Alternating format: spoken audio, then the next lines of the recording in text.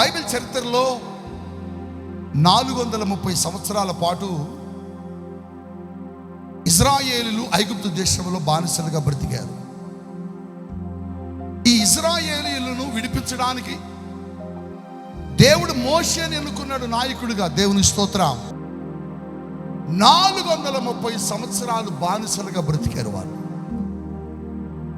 వారిని బానిసలుగా చేసింది ఎవరంటే ఫరో. ఫరో కఠినమైన వాడు, క్రూరుడు, చాలా భయంకరమైనటువంటి వ్యక్తి అతను. అతనికి కనికరము, జాలి, ప్రేమ ఇవి ఏమీ లేవు. ఇవి ఏమీ లేనివాడు ఎవరయ్య అంటే సాతానుగాడే.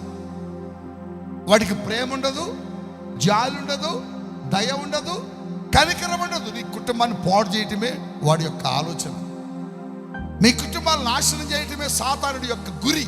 అయితే ప్రభు అంటున్నాడు, అలా ఇజ్రాయేలీలను కఠినపరిచాడు, భయంకరంగా హింసించాడు, వేధించాడు, వెట్టి చాకిరి చేయించాడు, తోలనాడాడు, నిందించాడు, అవమానించాడు, కొట్టాడు. వీళ్ళందరూ దేవుని ప్రజలు. వాడి చేతులు నలిగిపోతూ దేవుని దగ్గరకు వచ్చి ఏడ్చారు, అయ్యా ఏంది మాకు ఈ కష్టం, ఏంది మాకు ఈ శ్రమ, ఏంది మాకు ఈ బాధ? 1 కాదు, 2 కాదు, 3 కాదు ప్రభువా, 430 సంవత్సరాల నుంచి వేధించబడుతున్నాం, కొట్టబడుతున్నాం, హింసించబడుతున్నాం, ఏంది మాకు ఈ శ్రమ? దేవుని అడుగుతున్నారు. దేవుని దగ్గరకు వచ్చి గోజాడుతున్నారు. దేవుని వద్దకు వచ్చి మోకరించి ఏడుస్తున్నారు. నీకు కూడా కష్టం వచ్చినప్పుడు, శ్రమ వచ్చినప్పుడు, వేదన వచ్చినప్పుడు, అనారోగ్యాలు వచ్చినప్పుడు, నిందలు వచ్చినప్పుడు, సమస్యలు వచ్చినప్పుడు, బాధలు వచ్చినప్పుడు, రోగాలు వచ్చినప్పుడు నువ్వు కూడా ఇలాగే ఏడుస్తూ ఉండొచ్చు. బహుశా వారు కూడా మీకులాగే ఏడుస్తున్నారట. ఏడుస్తుంటే దేవుడు అన్నాడు, ఇశ్రాయేలులారా మిమ్మల్ని ఇక్కడి నుంచి తీసుకెళ్ళిపోతాను.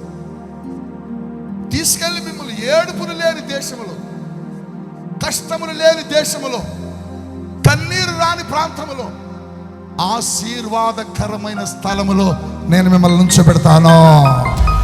ఇక మీరు ఏడవరు, ఇక మీరు కన్నీరు కాల్చరు, ఇక మీ జీవితంలో దుఃఖం ఉండదు, ఇక మీ జీవితంలో రోగాలు ఉండవు, ఇక మీ జీవితంలో ఏ బలహీనతలు ఎవరు ఇబ్బంది పెట్టడు. నేను మిమ్మల్ని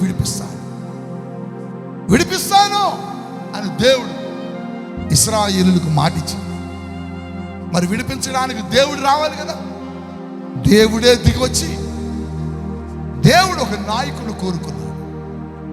ఆ నాయకుడి పేరు మోషే. మోషేని పిలిచాడు.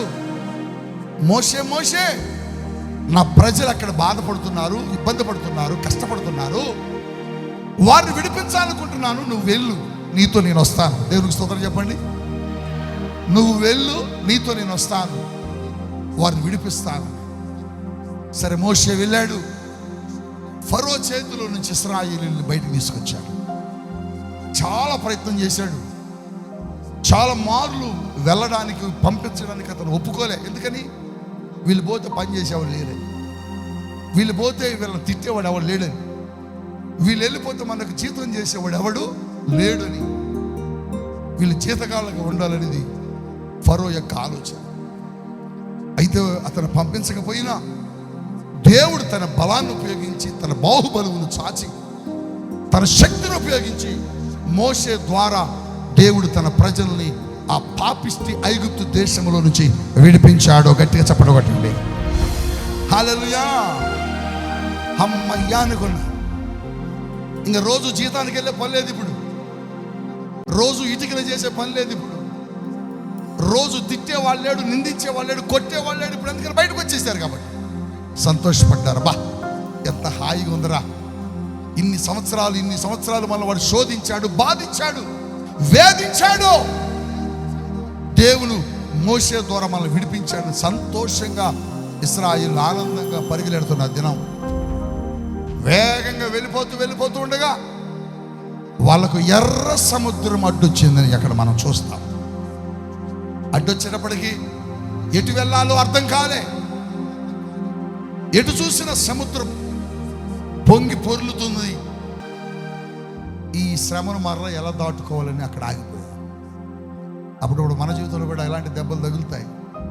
ఏం చేయాలా, ఇలా ఏం చేయాలి బా అని మోషే దగ్గరకు వచ్చి మోషేతో మాట్లాడుతూ, ఎందుకని ఒకసారి ఇశ్రాయేలు అందరూ కన్నులు ఎత్తటి ఇలా చూశారట. ఇలా చూస్తే ఐగుప్తు దేశంలో ఉన్న ఫరో సైన్యం వాళ్ళు వెళ్ళిపోయారా. ఇప్పుడు వాళ్ళు వెళ్ళిపోతే మనకి జీతం చేసేవారు లేరు, పని చేసేవాళ్ళు లేరు, ఇటుకలు చేసేవారు లేరు.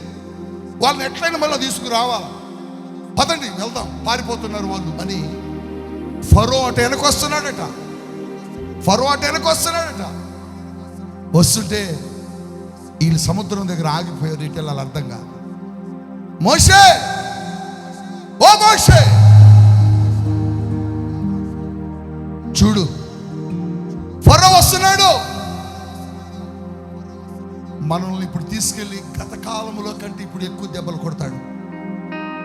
గతంలో కొంచెం నయం, ఇప్పుడు ఇంకా ఎక్కువ కొడతాడు.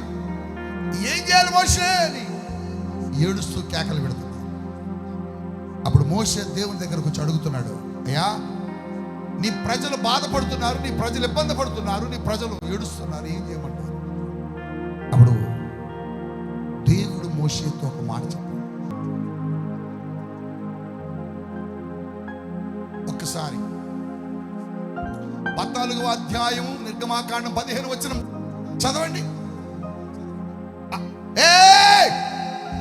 ఏ మోషే ఆగాగు, ఏంటి వచ్చి ఏంటి మాట్లాడుతున్నావు, ఏంటి ఏడుస్తున్నావు, ఏంటి చెబుతున్నావు, ఏంటి నాకు నువ్వు ఎలా చెబుతున్నావయ్యా?